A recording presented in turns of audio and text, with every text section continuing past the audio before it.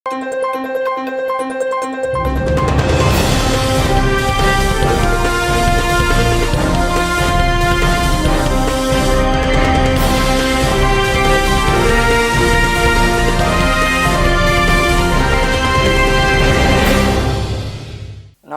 శివాభి news కి స్వాగతం. నా పేరు సురేష్. ఈనాటి వార్తల్లోని ముఖ్యాంశాలు.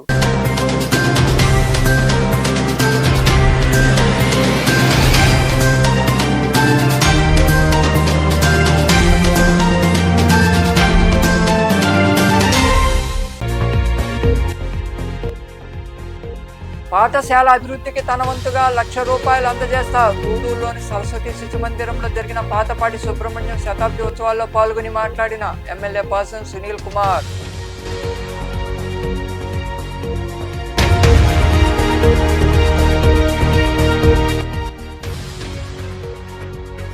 రాజీ మార్గమే రాజమార్గం. గూడూరు 2వ పట్టణ పరిధిలోని కోర్టు భవనంలో నిర్వహించిన మెగా లోక్ అదాలత్లో పాల్గొని పలు కేసులు పరిష్కరించిన 7వ అదనపు జిల్లా న్యాయమూర్తి షమ్మీ పర్వీన్ సుల్తానా బేగం.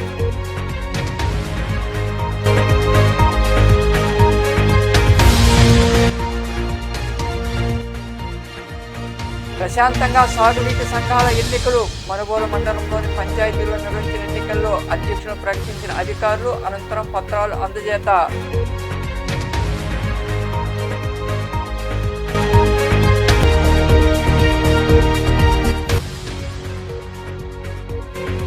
పద్దెనిమిదేళ్లకే ప్రపంచ చెస్ టైటిల్ సాధించిన దొమ్మరాజు గుకేష్ స్వగ్రామమైన పిచ్చాటూరు మండలంలోని చెంచురాజు కండ్రికలో అతని ఇంటి వద్ద సంబరాలు జరుపుకున్న గ్రామస్తులు.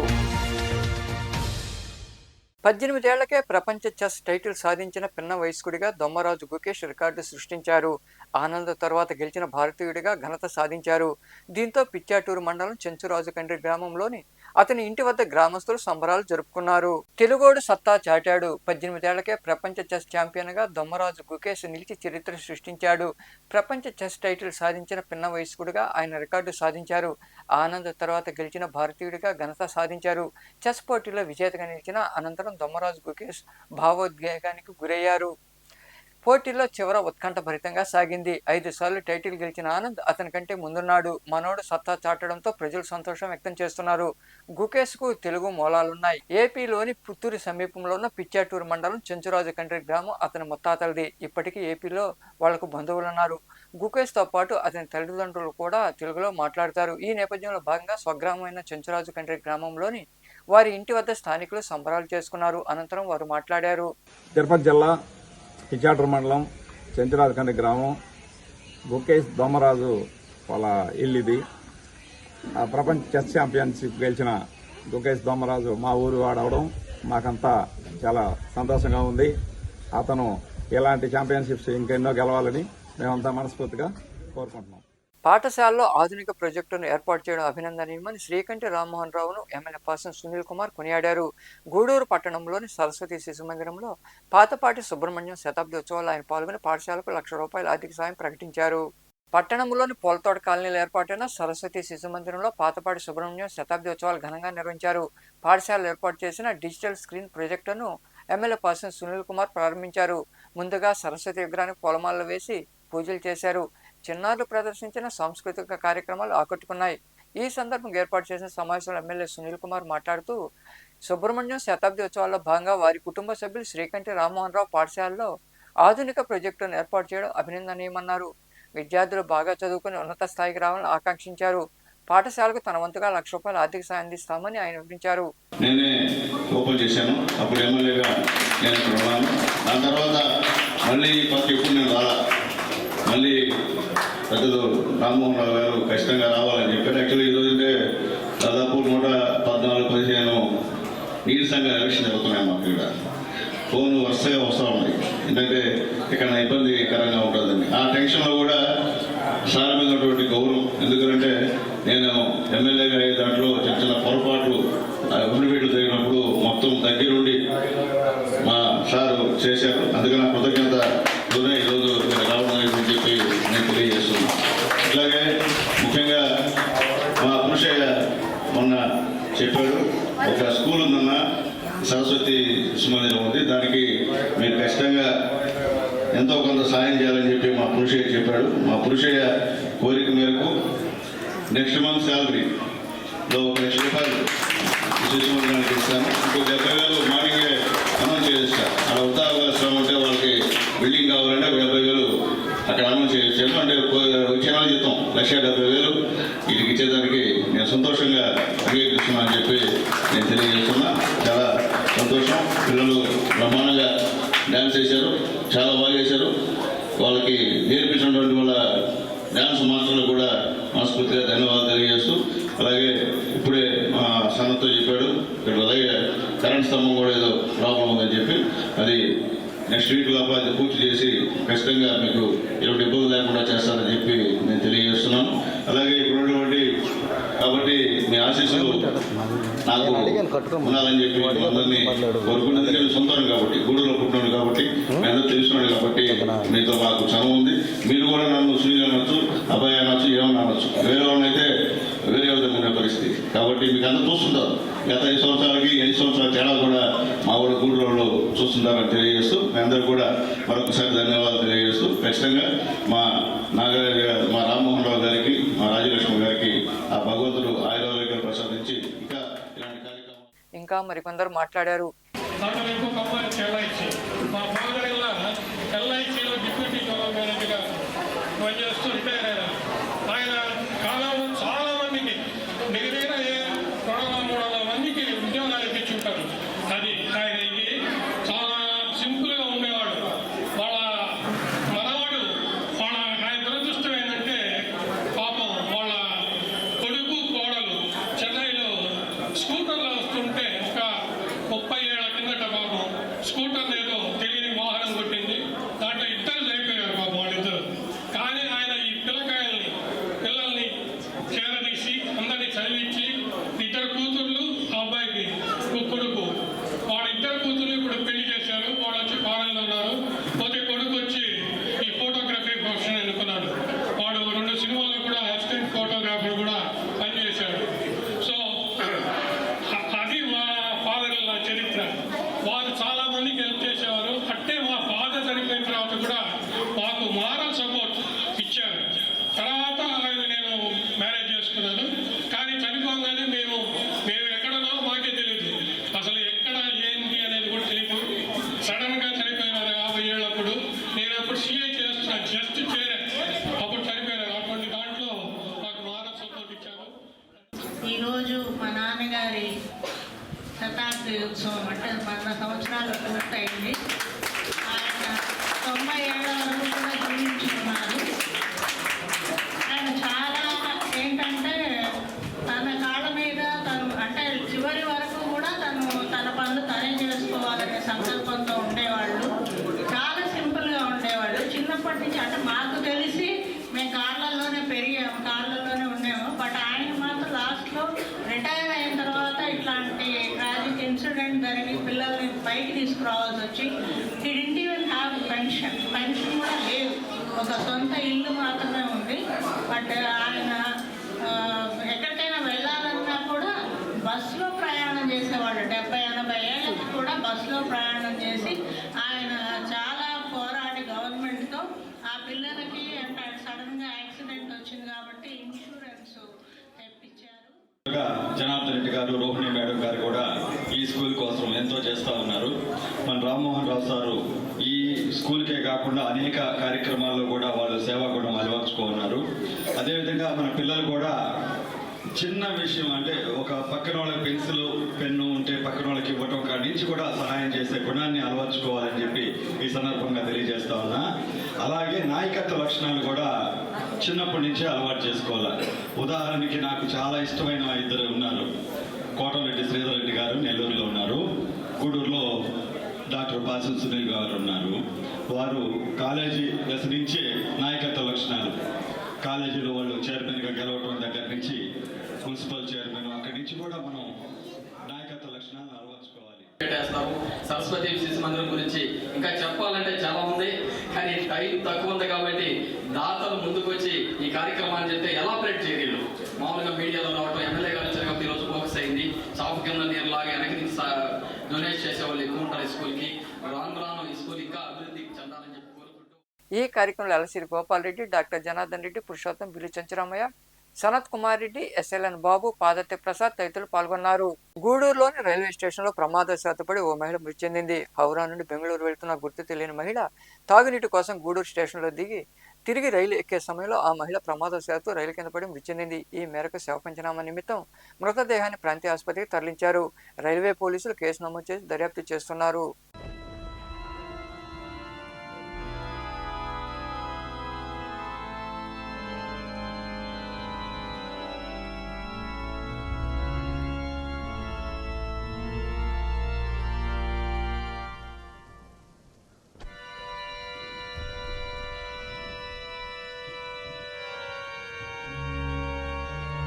చిన్న కేసులు లోక్ అదాలత్ ద్వారా పరిష్కరించుకోవడం ద్వారా డబ్బు మరియు సమయాన్ని ఆదా చేసుకోవచ్చని 7వ అదనపు జిల్లా న్యాయమూర్తి షమ్మీ పర్వీన్ సుల్తానా బేగం తెలిపారు.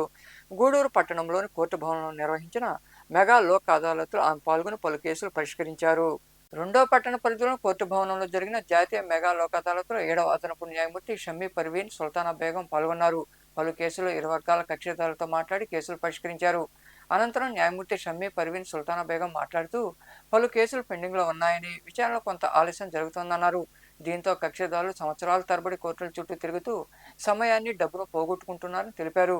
చిన్న కేసులను త్వరితగతిన పరిష్కరించేందుకు సుప్రీంకోర్టు ఆదేశాలతో ప్రతి 3 నెలలకు ఒకసారి లోక్ అదాలతులు జరుగుతున్నాయని, వీటి ద్వారా కేసులు పరిష్కరించుకోవాలని ఆమె వివరించారు. 8.5%, మినిమం 9% ఉంటుంది. అంటే మనం ఇంట్రెస్ట్తో పాటు కట్టాలి.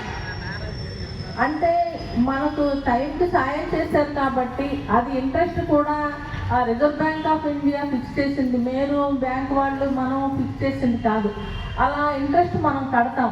ఇంట్రెస్ట్ కట్టలేక, డబ్బులు కట్టలేక కొంతమంది కొన్ని కారణాల వల్ల, వాళ్ళకున్న ఈ ఫైనాన్షియల్ క్రైసిస్ వల్ల కట్టలేకపోవడం వల్ల బ్యాంక్ వాళ్ళు ముందుకొచ్చి అమ్మ మీకు ఇంట్రెస్ట్ మొత్తం మాఫీ చేస్తాము, అట్లీస్ట్ అసలన్నా కట్టండి, లేకపోతే అసల్లో కూడా ఇంకా తగ్గిస్తాం. ఇప్పుడే చెప్పారు 50%, 60% కూడా తగ్గించిన అవకాశాలు ఉన్నాయి.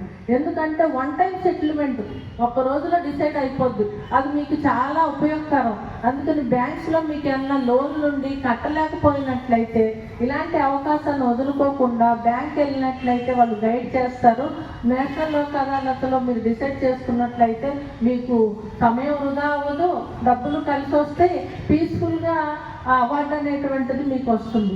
అలాగే క్రిమినల్ కేసులు ఉన్నాయి, కొట్లాట్లు, సివిల్ కేసులు ఉన్నాయి.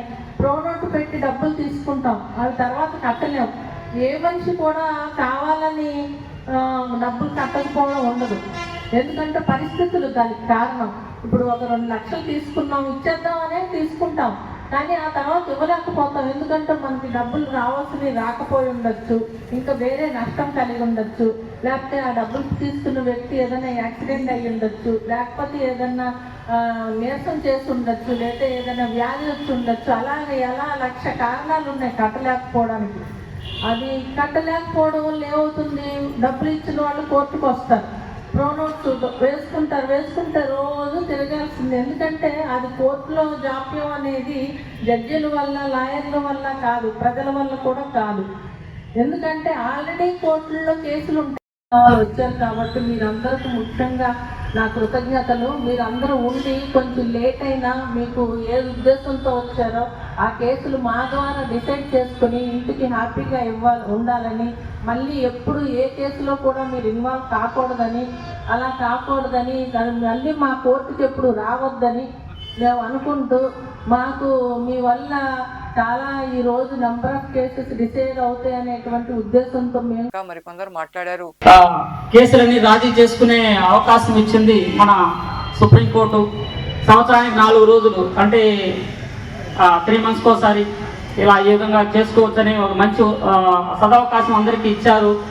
మంచిగా మానవత్వంతో ఆలోచించి కేసులు రాజీ చేసుకుంటే ఇద్దరికి 2 వర్గాలకి బాగుంటుందనే ఉద్దేశంతో ఇది నిర్ణయించడం జరిగింది.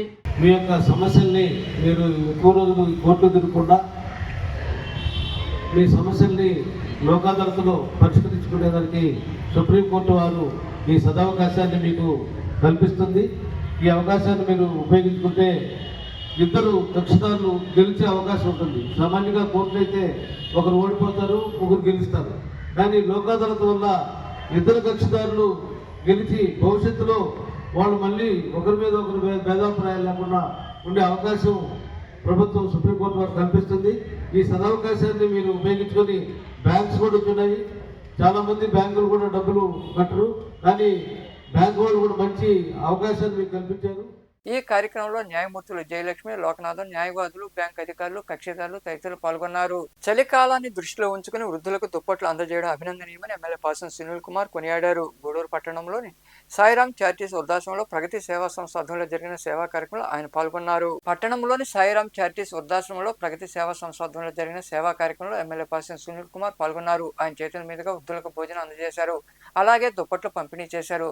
అనంతరం అక్కడ ఏర్పాటు చేసిన సమావేశంలో ఎమ్మెల్యే సునీల్ కుమార్ మాట్లాడుతూ మెడనూరు సురేష్ రెడ్డి దంపతుల సహకారంతో గత 3 ఏళ్లుగా సేవా కార్యక్రమాలు నిర్వహించడం అభినందనీయమన్నారు. ఇలాంటి సేవా కార్యక్రమాలు మరిన్ని చేపట్టాలని ఆయన వివరించారు. అట్లాగే ఈరోజు గత 3 సంవత్సరాల నుంచి కూడా లైఫ్ టైం మా సురేష్ వాళ్ళ మిస్సెస్ సహాయ సహకారాలతో ఈ ఆశ్రమంలో ప్రతిసారి మంచి భోజనం పెడుతున్నందుకు సురేష్కి ఆ భగవంతుడు ఆరోగ్యాలు ప్రసాదించాలని చెప్పి కోరుతున్నాను. ఎందుకంటే వాళ్ళు ఏమి లేనివాళ్ళు, ఎవరు లేనివాళ్ళు, వాళ్ళకి సహాయం చేయడం కన్నా ఇంక వేరేది ఏం లేదు. కాబట్టి ఒక మంచి కార్యక్రమం చేసినందుకు సురేష్ గారికి ధన్యవాదాలు తెలియజేస్తున్నా. అలాగే వేదిక ఉన్నటువంటి అందరికీ పేరు పేరున ఇక్కడ ప్రగతి సేవా సంస్థ కుటుంబ సభ్యులందరూ కూడా పేరు పేరున ధన్యవాదాలు తెలియజేస్తున్నా. అదే నా మిత్రుడు ధనంజయ్ కూడా ప్రత్యేకమైన ధన్యవాదాలు తెలియజేస్తున్నా. చాలా సంతోషం. మా చంద్ర ఇప్పుడే చెప్పాడు 75,000 ఎస్టిమేషన్ చేసామని చెప్పాడు.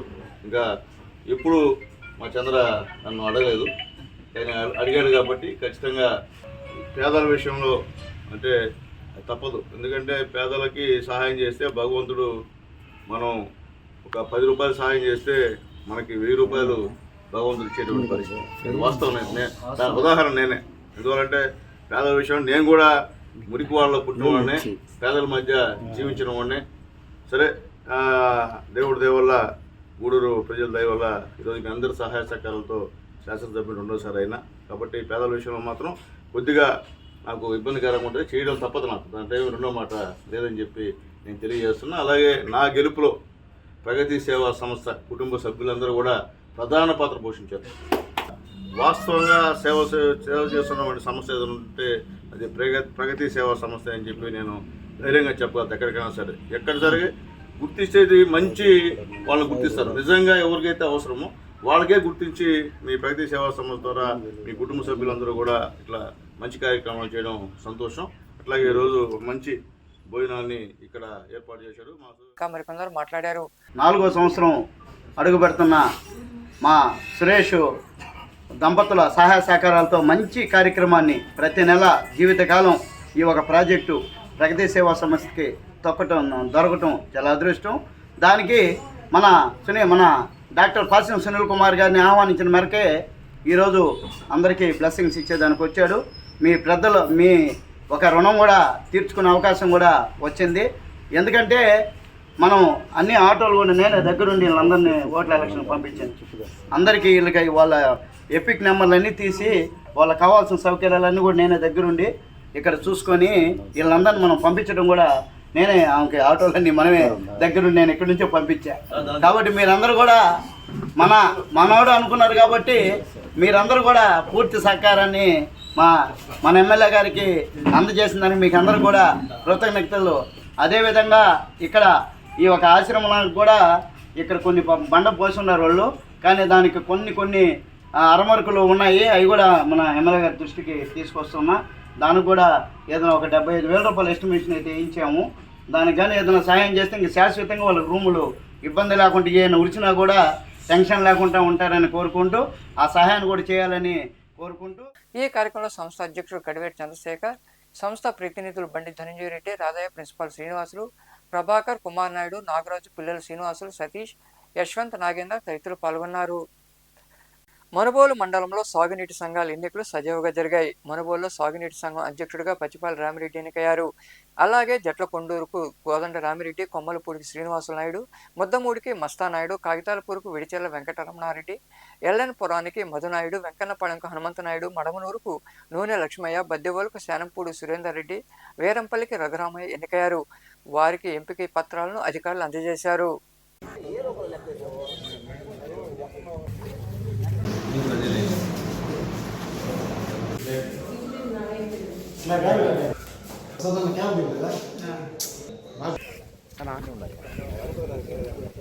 ఎన్ని పేర్లు వేసి చెప్పు ఒక ఊరు 4 పేర్లు. 2 నిమిషాలు.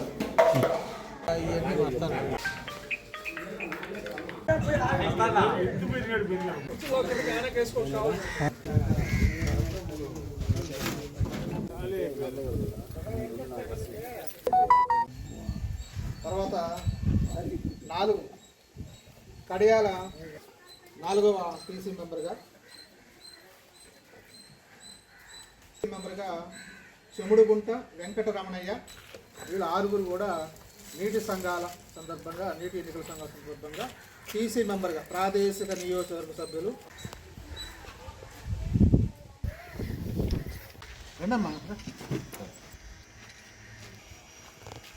ప్రభుత్వం తమకు కేటాయించిన భూమిలో సాగు చేసుకుంటుండగా భూస్వామి కృష్ణమనాయుడు అతని అంచెలు మాపై దౌర్జన్యం చేసి కులం పేరుతో దూషించారని, తమకు న్యాయం చేయాలని జోగిపల్లి గ్రామానికి చెందిన కురుగొండ యశోదమ్మ కోరారు. సైదాపురంలోని పోలీస్ స్టేషన్లో ఆమె ఫిర్యాదు చేశారు. అనంతరం వివరాలు వెల్లడించి న్యాయం చేయాలని కోరారు. మా మామకి 2 ఎకరాల పొలం ఉంది 15 సర్వే నెంబర్లో.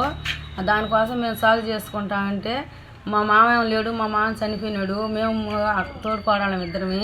మేము పోయి సాగు చేసుకుంటా అంటే రోజు వచ్చేది ఆయన అవారం చేసేది కృష్ణనాయుడు తీసి ఆ బావిలో బారేసేది. ఆ మోటార్లు అవన్నీ కంప దగ్గర పెట్టేసినాడు. అవన్నీ మేము అడగతుంటే మాదిగల జిల్లారా మీకేం పని ఇక్కడ, మీరు వెళ్ళిపోండి అని చెప్పని మమ్మల్ని ఇట్లా ఏమన్నా మానాలకు మాట్లాడుతున్నాడు. అదేమన్నంటే గెన్ నిండా నీళ్ళు ఉన్నాయి, కొట్టి గెన్లో వేసేస్తామని అంటాడు. మేము చిన్న బిడ్డలు అయిపోయా, బిడ్డలు పెద్దవాళ్ళు అయితే వాళ్ళతో ఎదిరించుకుంటారు అనేది మాకు తెలియకపోయా. అందువల్ల మేము ఆడవాళ్ళం ఎంత కాడికి పోరుకాడాము. ఆయనతో మా అదేమన్నంటే ఆయన శంకరనాయుడు, నాగలకృష్ణనాయుడు, రత్నయ్య వాళ్ళు 3 వచ్చేసి మమ్మల్ని పట్టుకొని ఆయన మనాలు గడిగి కొట్టి వెళ్ళిపోండి మాదిగొట్టిలారా, మీకు ఇక్కడ ఎక్కడ పొలం చెంటు లేదు అని మమ్మల్ని అందరం దూషిస్తూ ఉన్నారు. మేము ఏదో కలెక్టర్ గారికి చెప్పుకోవాలని మా బాధలు మేము చెప్పుకుంటున్నాము. నెల్లూరులోని వీపీఆర్ కన్వెన్షన్ హాల్లో వీపీఆర్ ఫౌండేషన్ ఆధ్వర్యంలో యువతకు ఉద్యోగ అవకాశాలు కల్పించేందుకు ఆదివారం మెగా జాబ్ మేళా నిర్వహిస్తున్నామని, నిరుద్యోగ యువత సద్వినియోగం చేసుకోవాలని కోవూరు ఎమ్మెల్యే వేమిరెడ్డి ప్రశాంత్ రెడ్డి కోరారు. నెల్లూరులో ఏర్పాటు చేసిన సమావేశంలో ఆమె మాట్లాడుతూ గత ఎన్నికల్లో ఇచ్చిన హామీ మేరకు జాబ్ మేళా నిర్వహిస్తున్నట్లు వివరించారు. ఈ కార్యక్రమంలో పార్టీ నాయకులు తదితరులు పాల్గొన్నారు. సో రేపు మళ్ళీ తిరిగి 3 నెలల తర్వాత మెగా జాబ్ మేళా జరగబోతున్నాము. ఇందులో దాదాపు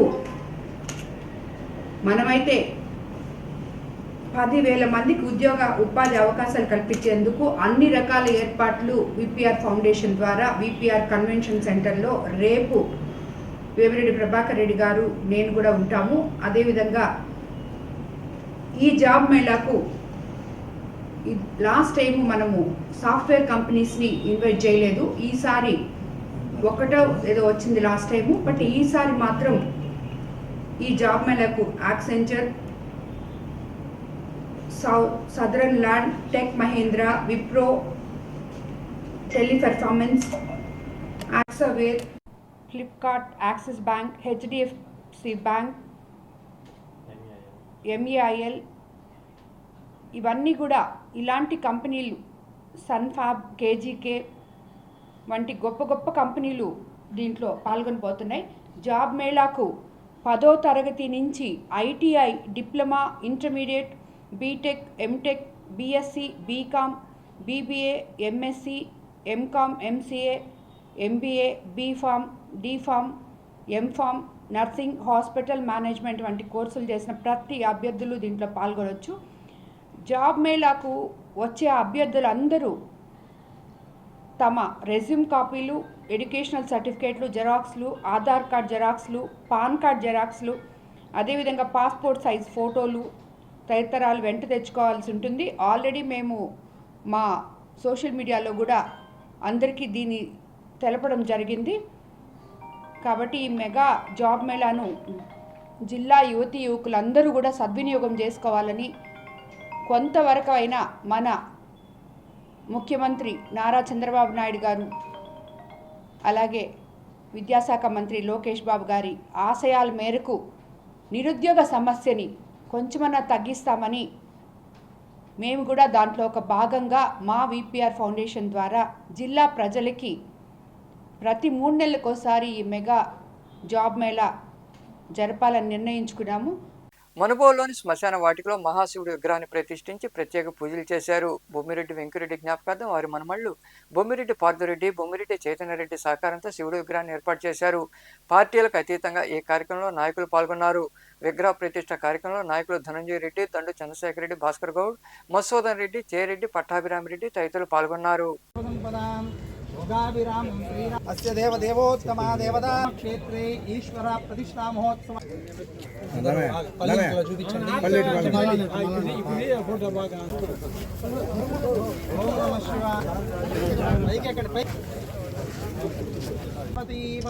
హర హర మహాదేవ. 22లో ఈ స్వర్గధామం నిర్మించాలనుకున్నప్పుడు గ్రామ పెద్దలందరూ మాకు పూర్తి సహకారాలు అందరండలు అందించి మా స్వర్గధామం నిర్మించుకొని దాన్ని ప్రారంభించుకున్నాం. అదే టైంలో శివుని విగ్రహం నిర్మించాలనుకున్నాం. కాకపోతే కొన్ని కారణాల వల్ల అది ఆ టైంలో చేయలేకపోయాము.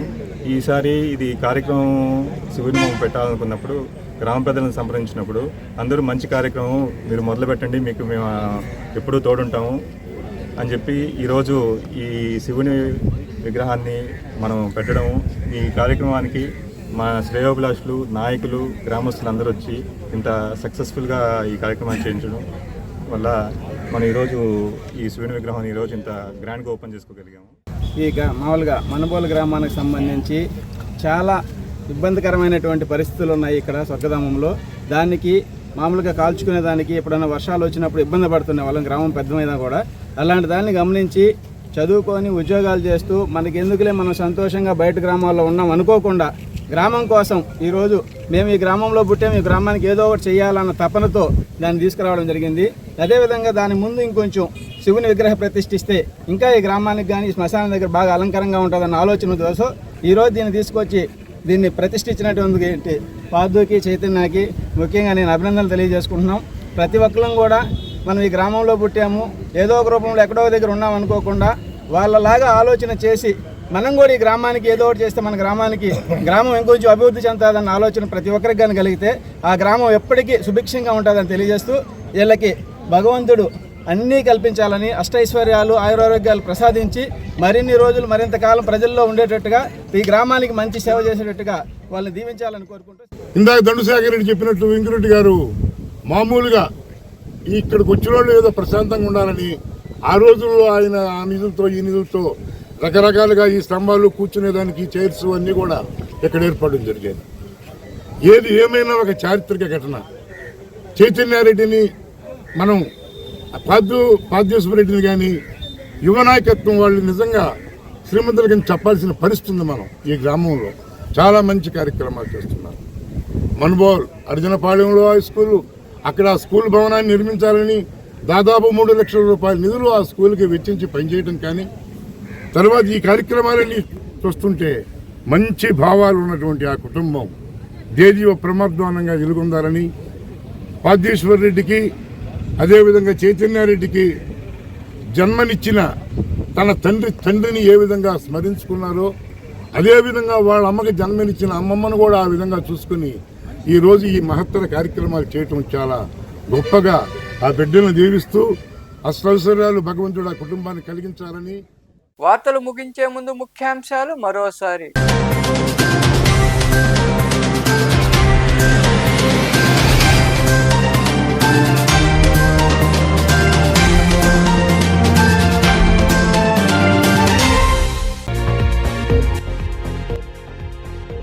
పాఠశాల అభివృద్ధికి తన వంతుగా ₹1,00,000 అందజేస్తా. గూడూరులోని సరస్వతి శిశు మందిరంలో జరిగిన పాతపాటి సుబ్రహ్మణ్యం శతాబ్ది ఉత్సవాల్లో పాల్గొని మాట్లాడిన ఎమ్మెల్యే పాసం సునీల్ కుమార్.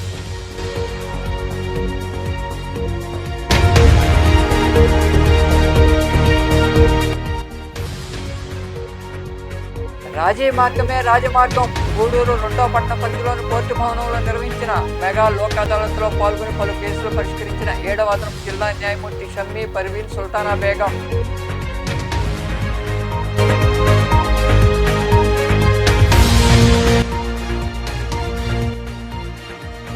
ప్రశాంతంగా సాగునీటి సంఘాల ఎన్నికలు. మనుబోలు మండలంలోని పంచాయతీలో నిర్వహించిన ఎన్నికల్లో అధ్యక్షులు ప్రకటించిన అధికారులు అనంతరం పత్రాలు అందజేత.